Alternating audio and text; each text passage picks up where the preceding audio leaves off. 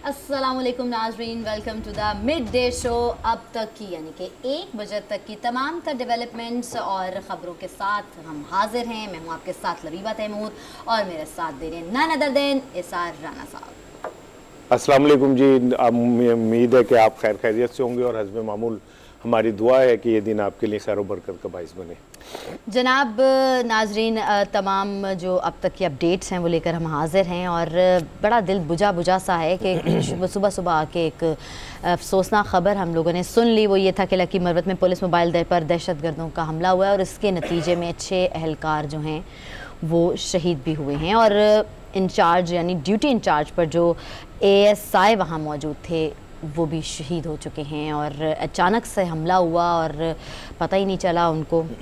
बड़ा दुख था। दुख वाली बात है। सर मुझे ये बताएं कि ऐसा क्यों होता है कि हम सिक्योरिटी पे मामूर लोग अपना काम कर रहे होते हैं और उन्हीं को निशाना बना दिया जाता है दहशतगर्दी का। मैं आपको बताऊं कि जितना कंट्रीब्यूशन पाकिस्तान की हिफाजत के अंदर हमारी पाक आर्मी का है, हम उन्हें सलूट पेश करते हैं। इसी तरह जो ये पुलिस एहलकार हैं इनका भी कंट्रीब्यूशन उतना ही है।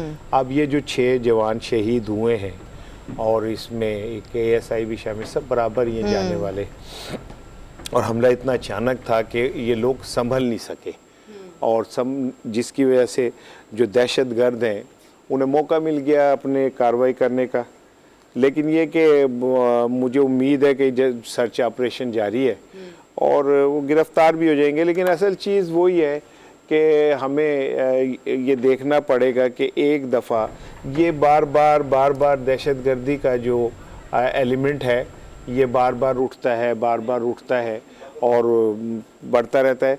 लेकिन मेरा ख्याल है कि हम तो इस वक्त में कुछ इसलिए नहीं कहना चाहता कि जब तक लोग सामने नहीं आ जाते कि सर ये बेसिकली वाकया पेश कैसे आया ये भी बता देना अपने नाज़रीन। हुआ ये था कि ये सुबह जो चौकी थी लकी मरवत में, वहाँ पे जो एहलकार थे ये बैठे हुए थे, तो डाडिया वाला के मुकाम पे ना मोटरसाइकिल सवार जो दहशतगर्द हैं उन्होंने हमला किया और ये 6 जवान शहीद हुए। बहरहाल बड़े दुख की बात है और इन शोहदा के कुर्बानियों से इस मुल्क में अमन कायम है।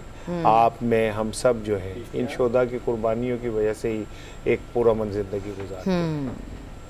अल्लाह मियाँ जवार रहमत अदा करे। ज़ाहिर सी बात है शहीद हैं, हमारी सिक्योरिटी पे मामूर होते हैं और मसला सिर्फ इतना सा है कि सर जो बेसिकली मसला हुआ था ना, आई गेस वो पूछ लेते हैं हमारे साथ तौकीर हमारे जो वो हैं तौकीर ज़ैदी नुमाइंदा हमारे एग्जैक्टली नुमाइंदे हैं हमारे साथ मौजूद हैं, उनसे मज़ीद। तो तौकीर लकी मरवत में सुबह सुबह इतना अफसोसनाक वाक़या पेश आया, क्या डिटेल्स हैं आपके पास?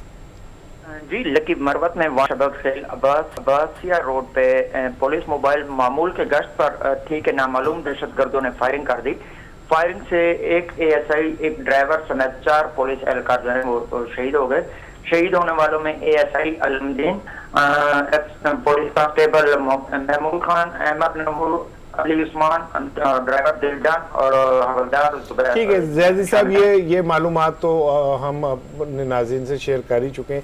ये बताइए कि अब सिक्योरिटी फोर्सेस जो हैं सर्च ऑपरेशन कर रही हैं, उसकी क्या पोजीशन है? कोई गिरफ्तारी हुई, कोई क्लूस हाथ में आया कि ये कौन लोग हैं जिन्होंने ये हमला किया?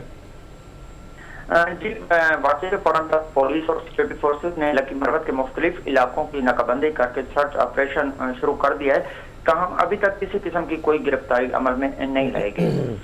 पुलिस जो है वो अपने शोधा के कातिलों की गिरफ्तारी के लिए सर्च ऑपरेशन जारी किया हुआ है। जी ठीक है, बहुत शुक्रिया तौकीर ज़ैदी, हमें मालूमात दे रहे थे। एक्चुअली कोई मालूमात होंगी नहीं अंटिल अनलेस जब तक गिरफ्तारी नहीं होती सर्च ऑपरेशन कंप्लीट। और डेफिनेटली जो क्या कहते हैं नेटवर्क है, उस सारे नेटवर्क को का ऑलरेडी हमारी जो एजेंसीज हैं सिक्योरिटी एजेंसी वो इस पे काम कर रही होती हैं। सिक्योरिटी एजेंसीज का मामला ना एक गोलकीपर की तरह होता है, 100 गोल रोक लेते हैं, एक गोल हो तो वो नजर आ जाता है। तो पता नहीं कहाँ कैसे चीजें रोक रहे होते हैं। लेकिन जो जो मुल्क के हमारे दुश्मन हैं वो फ़ायदा उठाते हैं जहां उन्हें मौका मिले। उस बड़े अफसोसनाक बात है, उसमें आते हैं। मतलब लाइक अभी तक ये भी नहीं पता चलता कि वो उन बेचारों का कसूर मुझे समझ नहीं आती, बेचारे अपनी ड्यूटी कर रहे होते हैं, हमारी हिफाजत के लिए कर रहे होते हैं। खैर नेक्स्ट स्टोरी की तरफ बढ़ते हैं और सर 18 नवंबर के बाद एक बड़ी मुशावरत नाजरीन होने जा रही है और वो है जी आर्मी चीफ की तैनाती के हवाले से, यूँ वज़ीर दिफा ने ख्वाजा आसिफ ने ये बता दिया है। सर मैं आपसे जानना ये चाह रही थी कि जब भी तैनाती की बात होती है इतना हंगामा राई क्यों होती है? देखिए ये पाकिस्तान वाहिद मुल्क है जहाँ चीफ जस्टिस लगना हो, चीफ इलेक्शन कमिश्नर लगना हो, आर्मी चीफ लगना हो, एक थरथरली मच जाती है, अजीब सी, ठीक है, और सबके पेट में दर्द शुरू हो जाता है, वो पंजाबी कहते हैं पीड़ उठनी शुरू हो जाती है। ठीक है भाई, बात ये है ये सारी प्रोफेशनल तैनाती हैं, इसमें सियासतदानों को इतनी तकलीफ किस बात की होती है, खींचातानी क्यों होती है? वो कहता है मेरा हो मेरा हो। असल बात ये होती है कि जो अंदर आपके गिल्ट होता है ना कि ये आगे जाके हमने इसे इस्तेमाल करना है या इस्तेमाल करवाना है, ये सारा कुछ मैटर कर रहा होता है। वो चीफ जस्टिस कोई भी आए वो जज ही आएगा, आर्मी चीफ जो भी आएगा वो प्रोफेशनल और वो ट्रेंड और एक प्रोसेस से निकले हुए लोग आएंगे ना। तो इसमें इतनी खींचातानी क्यों होती है, चॉइस क्यों रखी जाती है कि मेरी ये पसंद है, ये नवाज शरीफ की पसंद है, ये इमरान खान की पसंद है, फेवरेटिज्म नहीं होनी चाहिए भाई। ये तो प्रोफेशनल तैनातियां, इसको होने दें। एक्चुअली आपके जहन में आप कहते हैं ना कि जी एस्टेब्लिशमेंट सियासत में टांग अड़ाती है, जब आप एस्टेब्लिशमेंट में टांग अड़ा रहे हैं सियासतदान तो फिर आप उनको क्यों किसी बात के ऊपर वो कर सकते हैं? और दूसरी बात ये है कि जो आर्मी चीफ है, चीफ जस्टिस हैं, चीफ इलेक्शन कमिश्नर है, या इस तरह के जो ओहदे हैं उनका काम प्रोफेशनल अंदाज में डिलीवर करना है। सियासतदानों की चॉइस कहाँ से आ जाती है? एक्चुअली उन सियासतदानों के दिमाग में फ्यूचर होता है कि इसने हमने कहाँ इस्तेमाल करना है, कहाँ नहीं करना, ये हमारे खिलाफ ना इस्तेमाल हो, हमने इनके जरिए ये करना है वो करना। माजी में भी ऐसा होता है। तो मैं समझता हूँ कि ये इदारों से सियासतदान जब खेलना बंद करेंगे तो हो सकता है कि सियासत में भी मुदाखलत बंद हो जाए। अच्छा हम नाजरीन हमें ज्वाइन किया इसी बात पर इमरान याकूब है, ये तज्ज़ियाकार, बहुत शुक्रिया इमरान साहब आपके वक्त का। Over to you. अस्सलाम वालेकुम इमरान साहब। वालेकुम सलाम जनाब राना साहब। इमरान साहब हम बात कर रहे हैं आर्मी चीफ की तैनाती के हवाले से और वज़ीर दिफा ख्वाजा आसिफ का कहना है कि भाई जब इस पे मुशावरत ही नहीं हुई तो फिर डेडलॉक कैसा, किसी ने सवाल किया होगा। तो शहबाज शरीफ साहब जो गए थे लंदन, वो तो इतलात यही थी कि वो इस पे मुशावरत करने गए थे। देखिए राना साहब, जो वज़ीर दिफा हैं ख्वाजा आसिफ साहब, उन्होंने जो बयान दिया है वो मुशावरत के हवाले से उन्होंने ये दिया है कि जी अपोजिशन की मुशावरत अपोजिशन से क्यों की जाए, या जो उनके इत्तेहादी हैं उनके हवाले से जो ये बात थी कि शायद जरदारी साहब का इस पे कोई इख्तिलाफ है। जो लंदन से आके मुशावरत वाली बात है तो वो तो आपको पता है कि वज़ीर आज़म शहबाज शरीफ के जो बड़े भाई हैं और कायद भी हैं मुस्लिम लीग के मियां नवाज शरीफ, उनसे तो हर बात में उनकी मुशावरत होती है। तो लिहाजा उसमें तो कोई चंबे वाली बात नहीं है। जिस भी पूरी दुनिया में जिस भी किसी पार्टी की हुकूमत होती है वो अपने कायद से, अपने चेयरमैन से या अपने हेड से मुशावरत करते हैं। ठीक है, नहीं हमें, मैं इस पे नहीं ये बात कह रहा। डेफिनेटली मुस्लिम लीग नून का जो वजूद है वो मियां नवाज शरीफ साहब की कायदाना सलाहियतों की वजह से है। लेकिन मेरा तो जो मैं सब बात कह रहा था, अभी मैंने लबीबा से भी ये बात की कि पूरी दुनिया में मैंने कहीं नहीं देखा कि आर्मी चीफ, चीफ जस्टिस और चीफ इलेक्शन कमिश्नर जो हैं इनकी तैनाती के हवाले से इतनी खींचातानी होती हो। क्या वजह है? सियासतदानों को इसमें क्या क्या ऐसे इंटरेस्ट होता है इमरान साहब? राना साहब, आप तो खुद माशाल्लाह बड़ा जहां दीदा जर्नलिस्ट हैं। तो मामला ये है कि आप एक चीज को देखें कि हमारे यहाँ कुछ चीजें जो फैशन बन चुका है। जैसे लोग समझते हैं कि फौज पे तनकीद करना, इदारों को पे तनकीद करना, तौबा नौज़बिल्ला इस्लाम के बारे में कोई जो है ना आप अपने आप को ज्यादा लिबरल साबित करना, ऐसी बातें करके हम बहुत जल्दी मशहूर हो सकते हैं। तो वो लोग जो जिनका मुतमईन नजर ये होता है कि हमने बड़ी जल्दी शॉर्टकट इस्तेमाल करके तो अपनी पहचान बनानी है, तो वो दूसरे किसी को डिस्करेज करने से भी जो है ना वो किसी सूरत भी हटते नहीं। यहाँ पे लोगों ने एक आसान रास्ता ढूंढा हुआ है, एस्टेब्लिशमेंट पे तनकीद करना शुरू कर दो। अब मुझे आप ये बताएं कि जो लोग अगर मैं ये कहूँ कि वो जो बड़ा आजकल लफ्ज यूज हो रहा है बगल बच्चे, जो लोग और बगल बच्चे या जो मैं उनको अब क्या कहूँ लगर बगे इस पे बातें कर रहे हैं, उनका कोई लेना देना है कि आर्मी चीफ कौन होगा? उन्हें आर्मी की फॉर्मेशन का पता है? उन्हें इस बात का पता है कि आर्मी चीफ कितने? आप यकीन करें बहुत सारे लोग ऐसे हैं जिनको अगर आप पूछे ना कि आर्मी चीफ बनने से पहले कितने रैंक्स होते हैं, तो अगर वो आपको मुकम्मल रैंक्स बता दें तो मैं आपको उन्हें ये चीजों का पता नहीं होता, लेकिन वो दानिश्वर बन के तो बातें शुरू कर देते हैं। ठीक है, बिल्कुल ठीक कह रहे हैं। अब्दुल समद साहब ने ज्वाइन किया है, उनको भी वेलकम कह रहे हैं। समद साहब अस्सलाम वालेकुम। जी वालेकुम सलाम। अच्छा सर, बात आर्मी चीफ की तैनाती के हवाले से बात हो रही थी। इमरान याकूब साहब भी हमारे साथ हैं और उन्होंने बड़ी दिलचस्प बात की कि ये जो तजिया निगार हैं इनको अब जैसे आर्मी चीफ की तैनाती है, इन्हें ये भी नहीं पता लेफ्टिनेंट जनरल उनके नीचे रैंक क्या है, लेकिन वो इस पे बात करना समझते हैं कि इससे, और मैंने खुद देखा है कि जो तजिया निगार होते हैं वो चिंची से लेके और हेलीकॉप्टर तक सब का समझते हैं कि हम एक्सपर्ट हैं। तो ये जो तैनाती है इसे सियासतदान इतना सीरियस क्यों लेते हैं? पूरी दुनिया में तो कहीं ऐसे देखने में नहीं आता। देखें, पहले तो मैं इमरान साहब की बात को आगे बढ़ाता जाऊं। बड़ी जबरदस्त उन्होंने ये इस्तिलाह यूज की है जो अभी वो कह रहे थे कि एक फैशन बन चुका है। बिल्कुल इसी तरीके से कि देखें दुनिया में इंटरनेशनल रिलेशन में लिबरलिज्म आया था कि जी स्टेट का बिहेवियर क्या होगा टुवर्ड्स एक आम शहरी का, और फिर वो कुछ राइट्स की बात हुई, फिर नियो लिबरलिज्म आया। नियो लिबरलिज्म में था कि ट्रेड को किस तरीके से ऊपर वो किया जाएगा।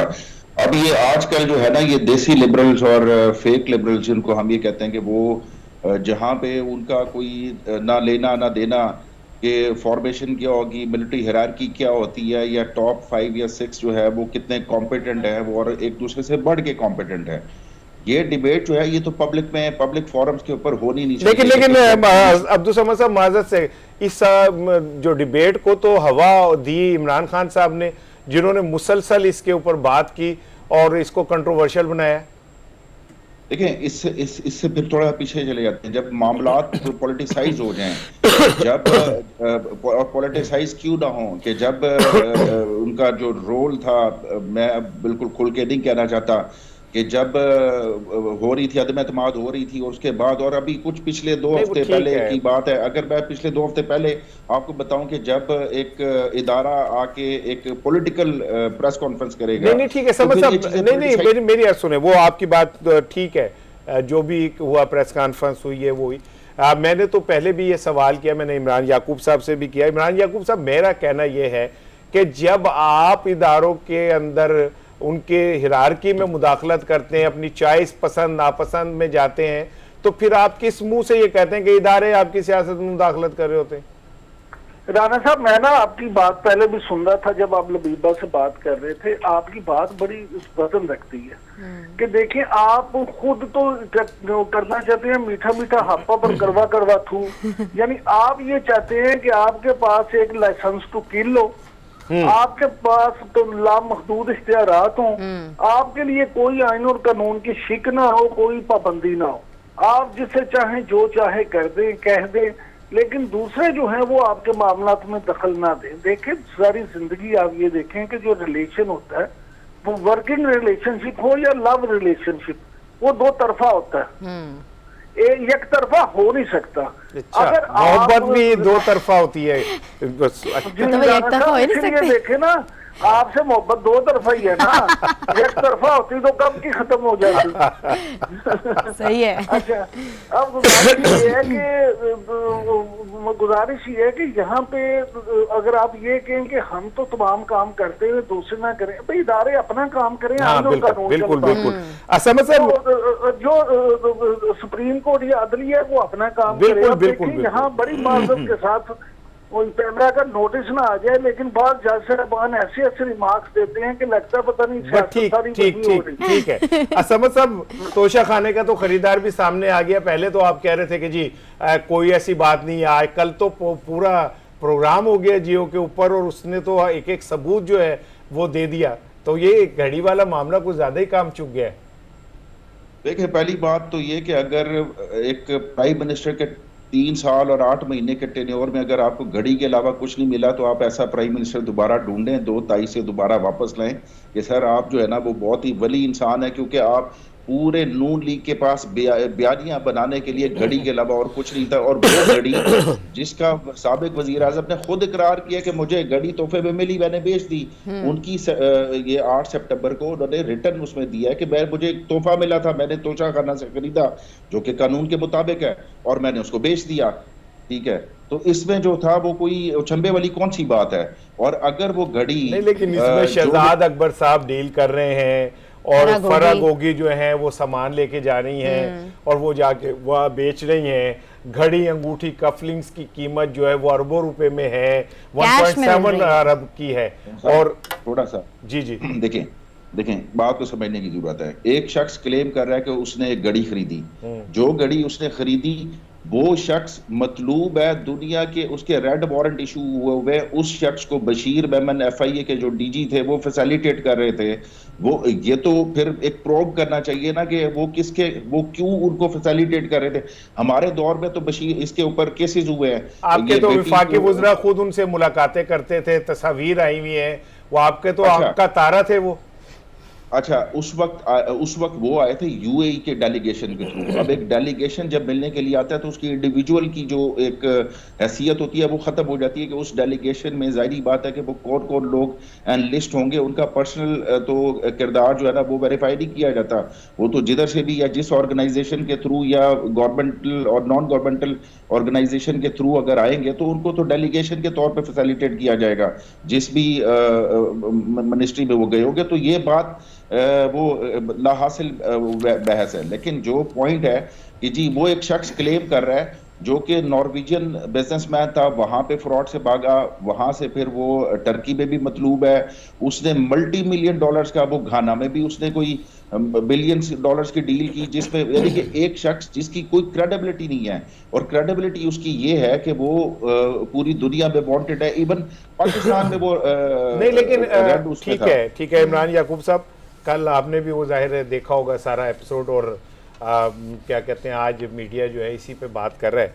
आप नहीं समझते कि ये जो घड़ी वाला इशू है इसको अब अदालत में जाना चाहिए और जाके एक दफ़ा दूध का दूध पानी का पानी होना चाहिए कि अगर ये एक प्रोसीजर के तहत हुआ है तो फिर इसे हाइप नहीं देनी चाहिए, और अगर नहीं हुआ तो डेफिनेटली अगर किसी ने अपने इख्तियारात का नाजायज़ इस्तेमाल किया तो उसको के गले में फंदा तो आना चाहिए।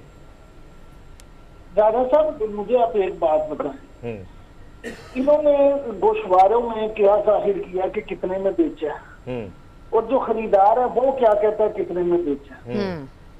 खरीदार जो है वो ये कह रहे हैं कि जनाब इन्होंने जो जितने में मेरे से लिया है, गोशवारों में तो इन्होंने उससे 5वां हिस्सा भी नहीं शो किया। अब मुझे बताएं कि कहाँ के सादक और कहाँ के अमीन, ये सिर्फ हमें सियासी नारे देते हैं, ये तमाम सियासतदान। मैं माफी चाहता हूँ, मैं किसी एक की बात नहीं कहता। जिस तरह हाथी के दांत दिखाने के और कहाने के और बिल्कुल ठीक है, उसी तरह ये अवाम को बेवकूफ बनाते हैं। मकसद सिर्फ इक्तदार का हसूल है, ना इन्हें अवाम का ख्याल है, ना इन्हें मुल्क का ख्याल है। 4.25 साल आपको हुकूमत रही, आप तो इंसाफ के नाम पे पार्टी बनाई थी, आप तो जुडिशियल रिफॉर्म्स के सबसे बड़े दाई थे, क्यों नहीं आपने रिफॉर्म्स की? आज आप इंसाफ को रोकते हैं। 4.25 साल में आपने कोई एक भी काम किया इस सिलसिले में? अब्दुल समद साहब, ये बात तो है ना।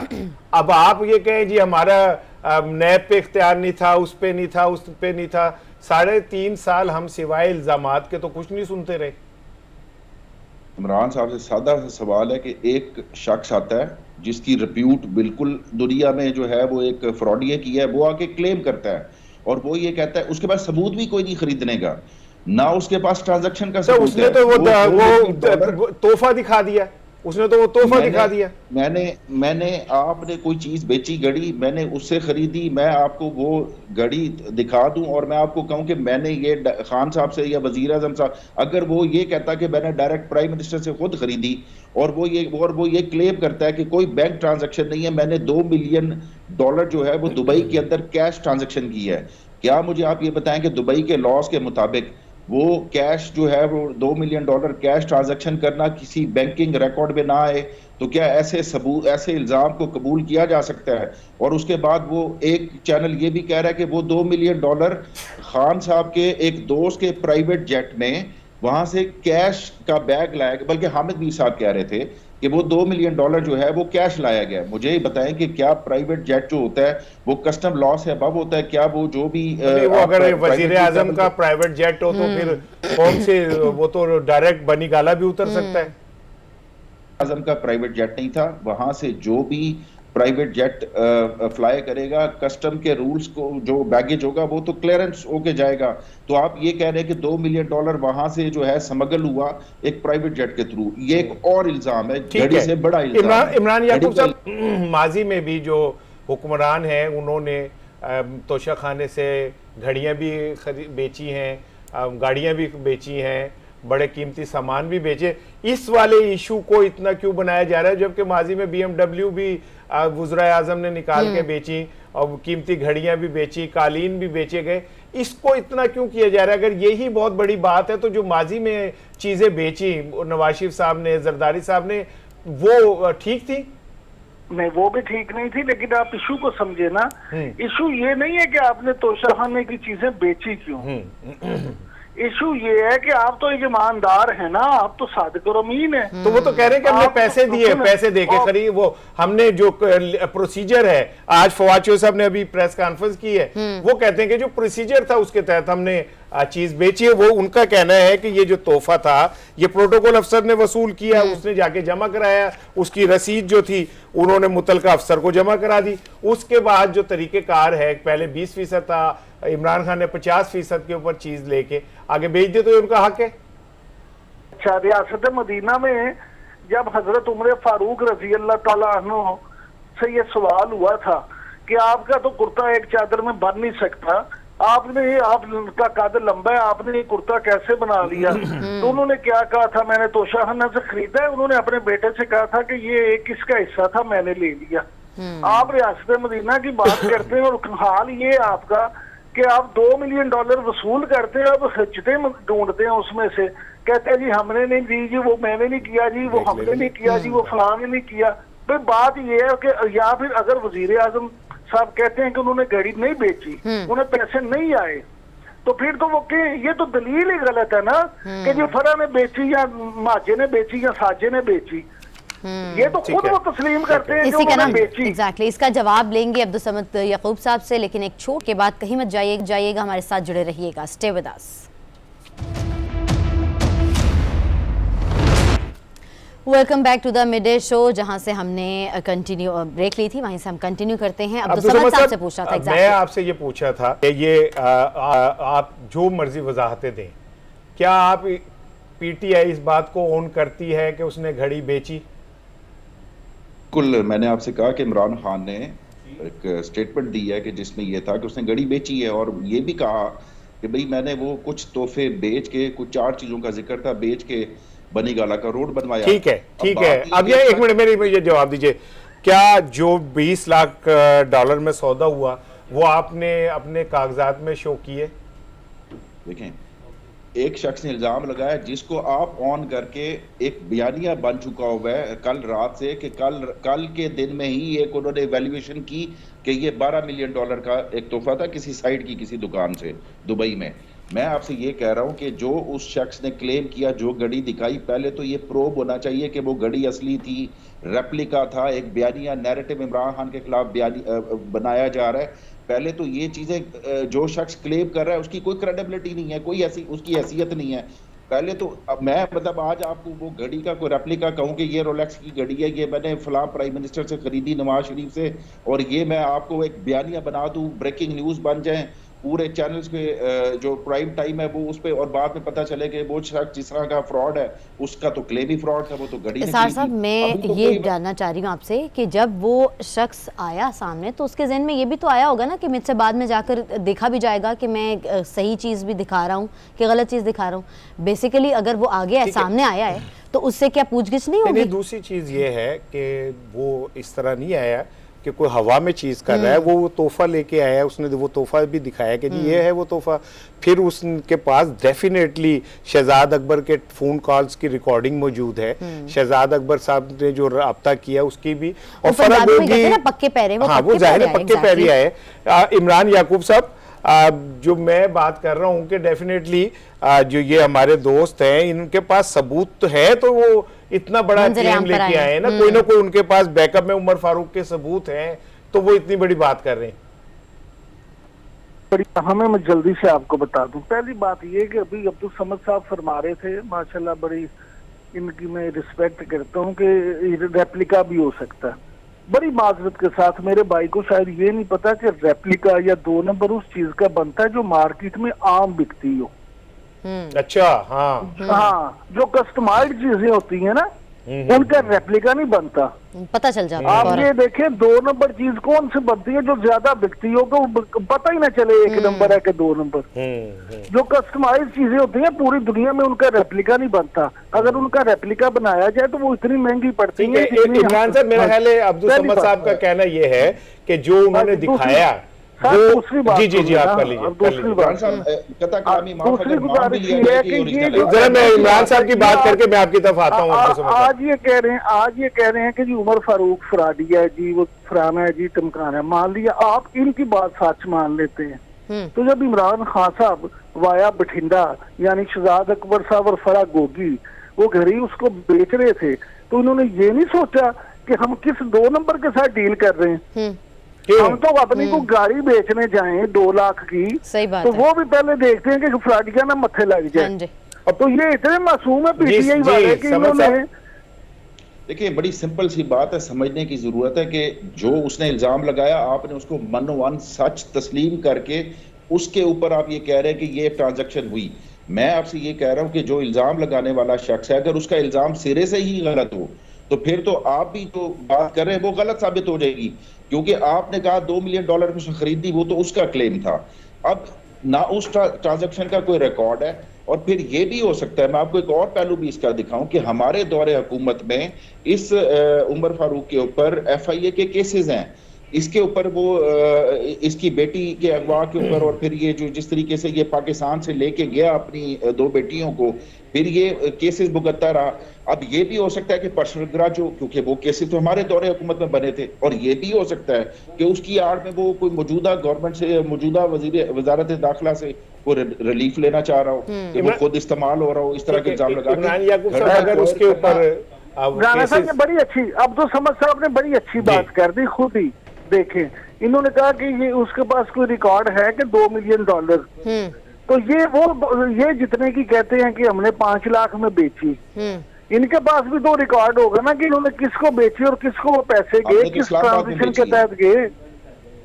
जी, अच्छा वो कह रहे हैं हमने इस्लामाबाद बेची है, ये तो मामला ही कुछ और है। वो पीटीआई कहती है हमने इस्लामाबाद बेची है, वो कहता है जी मेरे पास तो जहाज में फर्क होगी आई, आके उन्होंने डील की, $50 लाख मांगे, मैंने $20 लाख में डन किया और उसके बाद डील हुई। ये कहते हैं हमने इस्लामाबाद, तो इस्लामाबाद बेची तो कोई सबूत है आपका, किसको बेची, क्या रसीद है, कहाँ बेची, कुछ तो होगा ना। और ऊपर से फवाद चौधरी भी कुछ और ही कह रहे हैं। हाँ देखें, ये ऑलरेडी केस, ये इस केस के ऊपर डिस्क्वालिफिकेशन हुई खान साहब की, ये ऑलरेडी इसका रिटन रिकॉर्ड जो है वो सबमिट किया जा चुका है। मैं ये कहना चाह रहा हूं कि जो शख्स क्लेम कर रहा है, अभी या तो हम जाए इसको प्रूव करें, खान साहब ने तो अपना वो रिटन रिकॉर्ड दे दिया, मैंने इतने में बेची, इतने में खरीदी है, तो बड़ा सिंपल सा मैटर है ना।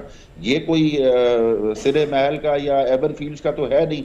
ये तो ये भी नहीं है कि जी वो मेरे दादा ने दिया था, फिर बीच में दादा से पोते की तरफ आया और बीच में वो पता नहीं ऊँटों के थ्रू कतर से ट्रांजैक्शन हुई या किस तरह से हुई।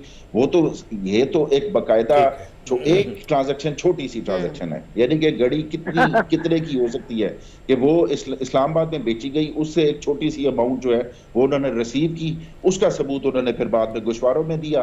अब अगर ये करना है तो ये आपका रेवेन्यू यहाँ पे जो डिपार्टमेंट है FBR, वो उसको सर इतनी एक्सक्लूसिव गिफ्ट आपने अगर इतने सस्ते दामों बेचा तो मेरा ही दिल खराब हो गया, छोटा भी दिल।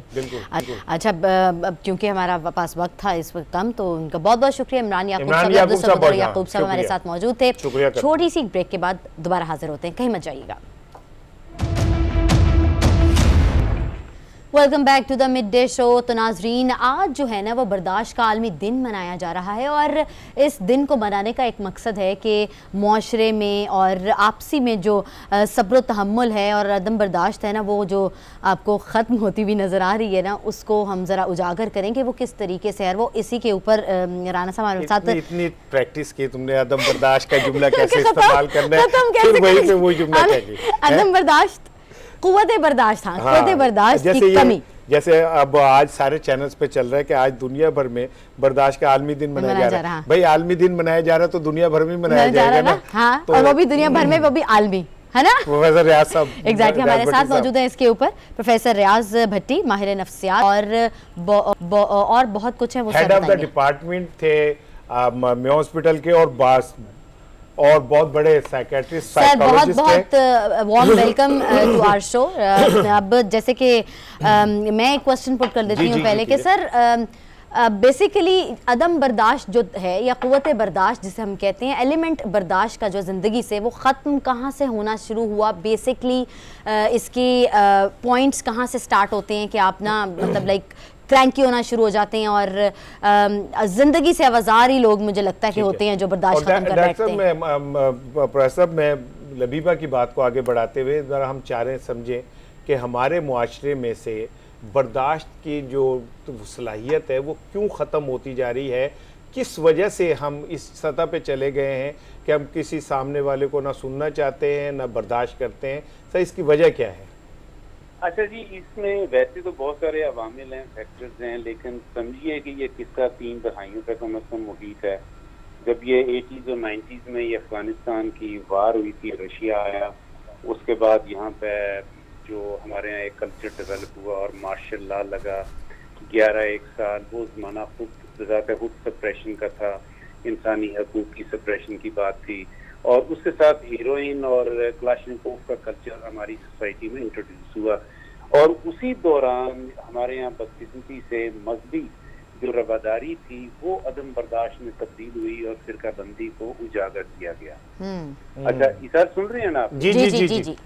अच्छा जी, तो इससे ये किस्सा चलते चलते आगे जब बढ़ा तो जाहिर है कि हमारे यहाँ जो तकसीम थी पहले पॉलिटिकल एरिना में, उसमें 2 मेजर पार्टीज थी, पीपल्स पार्टी और मुस्लिम लीग। अच्छा, इनका आपस में ये हमेशा एक दूसरे के शाना बिशाना और अटैक करते रहे और ताने माने और एक दूसरे को चोर डाकू कहते रहे और लुटेरे। अच्छा, लेकिन बीच में इनका मुखरा हो जाता था। अब इसमें कुछ फैक्टर्स और आए कि ये जो ज़ियाउल हक मरहूम वो मजहबी हवाले से फिरका बंदी के बीच भोगे थे, और जैसे आपने देखा बहुत सारे लश्कर बन गए थे, लश्कर यहूदी और ये। उसके बाद बदकिस्मती से मैं ये समझता हूँ कि हमारी कुछ एस्टेब्लिशमेंट से भी गलतियाँ हुई, और जो एक दौरानिया आपने देखा 2 दहाइयों का, ये जो तालिबान का इंट्रोडक्शन हुआ। प्रोफेसर मैं आपकी बात को इंटरप्ट कर रहा हूँ, क्या इसमें जो मुआशी नाहमवारी है और इंसाफ की नाहमवारी है, अगर इस तरह से लेंगे तो जाहिर समाजी, सियासी और मुआशी फैक्टर्स तो हैं, मुआशी फैक्टर्स भी बहुत हैं, और जो मुआशरे में ये जो ना इंसाफी है ना, जो इंसाफ का मुहैया ना होना और जो एक सप्रेशन है उस लेवल पे है कि आप जैसे देखें आजकल बड़े जो हर कोई रो रहा है कि जी हमें इंसाफ नहीं मिलता, उसमें शाहो गदा सभी इकट्ठे हो गए हैं। जी जी, गरीबों को तो इंसाफ मिलता ही नहीं था, लेकिन आजकल बड़े और अमीर लोग भी कह रहे हैं कि हमें इंसाफ नहीं मिलता। तो लगता है यूं कि इस मुल्क में इंसाफ किसी को भी नहीं मिलता, मासवाए चंद एक जो एक मंसूर नजर कोई एक तो खानदान है उनके प्रोफेसर उनके लिए। अच्छा, इसको और भी आप स्क्वीज करें ना तो आम बंदा, आम घरों में जिस तरह की मतलब आप देखें कुव्वत बर्दाश्त खत्म हो चुकी हुई है, वो किस बेसिस के ऊपर है? हाँ, और दूसरी चीज़ ये है कि प्रोफेसर ये हमारा मुआशरा, हम क्लेम करते हैं कि एक इस्लामी मुआशरा है और इस्लाम सबसे ज़्यादा तकवे के ऊपर जोर देता है और तकवा इंसान के अंदर बर्दाश्त पैदा करता है, लेकिन ऐसा लगता है हमारे मुआशरे से तकवे का मतलब ख़त्म हो चुका है। सर तकवे का मतलब तो खत्म नहीं हुआ है, मगर जो अब क्या मेरे पंजाबी के टेढ़ना पियाँ रोटियाँ सब्बे गला पटियाँ, अब मुआशी तौर पे आपने पूरी कौम को इस तरह से बदहाल कर दिया है डे बाई डे कि वो उनके आसाब पे सवार होगी चीज़। उसके बाद ऊपर से ना इंसाफी, कानून का जो रवैया है और जो हमें इंसाफ देने वाले इदारे थे, उनका जो एटीट्यूड है आप देखती हैं कि आपके मुआशरे में जो पुलिस का रवैया है, जो ब्यूरोक्रेसी का रवैया है, बाकी एस्टेब्लिशमेंट का है, और कह लीजिए कि अदलिया का ऑन टॉप ऑफ दैट, ये सारे फैक्टर्स मिल के उन्होंने हमें, हमारे अंदर जो एक उम्मीद की हवा और फजा थी, उसको अनफॉर्चुनेटली बिल्कुल ही खत्म ठीक है कर दिया। सर, मैं थोड़ा सा मुआशरे के हवाले से आप पे रहना चाह रहा हूँ। हम जो जदीद मुआशरे देखते हैं वहाँ पे क्यू है, लाइनें लगी हैं, कतारें लगी हुई हैं, एक डिसिप्लिन है। हमारे यहाँ तो ऐसे लगता है जैसे एक जंगल है और कोई डिसिप्लिन नहीं, कोई सब्र, कोई तहम्मुल, कोई बर्दाश्त, कुछ नहीं है। अब क्या करें सर, क्या किस तरह करें? सबको सबसे पहले जाना है। बस आप ट्रैफिक में भी देख लें, हर आप किसी जगह पे कतार लगी हुई में देख लें। प्रोग्राम का वक्त खत्म हो रहा है सर। जैसे रमजान में इफ्तार के वक्त Exactly. रोजा तो सिखाते ही सब्र है, लेकिन आप देखें ट्रैफिक कैसे कोलैप्स कर जाती है। हर बंदे को होता है कि बस हम कि इसको छोड़े, हम पहुंच जाएं किसी तरह। ख्याल ही नहीं रहता किसी का। आवाज आ रही है सर? प्रोफेसर मेरे ख्याल कॉल कट गई है। मैं आपसे जानना चाह रही हूँ, लाइक आप वाकई आपकी वाली बात है कि रमज़ान में तो आपको तकवा और सब्र और तहम्मुल सारा कुछ सिखाया जाता है, वो एक दूसरे के ऊपर चढ़कर भी लोगों को जाना पड़े ना वो करते हैं। आप कभी समोसे लेने की कतार में चेक करें, धक्कम धक्का जिस तरह एक दूसरे को बस ये आखिरी समोसे हैं दुनिया में मिलने वाले। हमें तकवा सिखाना है ना उलमा ने, जिन्होंने हमें तकवा सिखाना है, वो खुद 80-90 लाख की प्राडो से जब उतरेंगे और वो कीमती पोशाक पहन के एक आम आदमी से बिल्कुल मुख्तलिफ नजर आएंगे, ठीक है, और जिनका हमें पता चलेगा कि ये कुछ भी नहीं छोड़ते, कख भी नहीं छोड़ते, वो जब मुझे तकवे की कहेंगे तो मेरा हाथ ही निकलेगा ना कि सर आप अपनी तरफ से देख लीजिए। जो आलिम दीन हमें जिसने इस्लाम सिखाना है, अगर वो खुद तकवे पे अमल नहीं कर रहा तो हमारा भी मतलब। अब दूसरी चीज एक और कि जो मुआशी ना हमवारी है ना, उसने हमें इस सतह पे खौफ का शिकार कर दिया। आप छोड़ें गरीबों को, आप अमीरों की शादी में चले जाएं, जितना मर्जी अमीर हो सबकी नजर खाने की तरफ होती है कि खुलेगा कब। अच्छा, समझ जाती शादी अटेंड करने को जब जाने होते हैं तो ये नहीं कहते हम शादी अटेंड करें, शादी खाने जा रहे हैं, शादी खाने। अच्छा, और बड़े ज़हीन लोग जो है ना वो तो टेबल अपनी उस टेबल को मुंतखब करते हैं जो करीब हो तो। एग्जैक्टली अंदर की जो हमारी भूख है ना, जो सदियों से ट्रैवल कर रही है हमने, बात बेशक मजाक से है लेकिन बड़ी सीरियस और डीप बात है वो खत्म नहीं होती। फिर उसके बाद ये है कि जब हम अपने सामने वाले को देखते हैं कि ये अचानक एक रात में अमीर हो गया, मेरा बच्चा वैसे के वैसे है, तो एक अंदर गुस्सा, रिजेंटमेंट पैदा होती है, हसद। और फिर उसके बाद बस अल्लाह करे ये जो आज आलमी दिन मनाया जा रहा है वो भी बर्दाश्त का एक दिन नहीं होता। ऑब्वियसली आपके अंदर आपकी पर्सनालिटी में आपको डालना है, और अगर जितना आप सब्र और वो तहम्मुल लेकर आएंगे उस तरह ही आपकी ज़िंदगी जो है ना वो अच्छी हो जाएगी।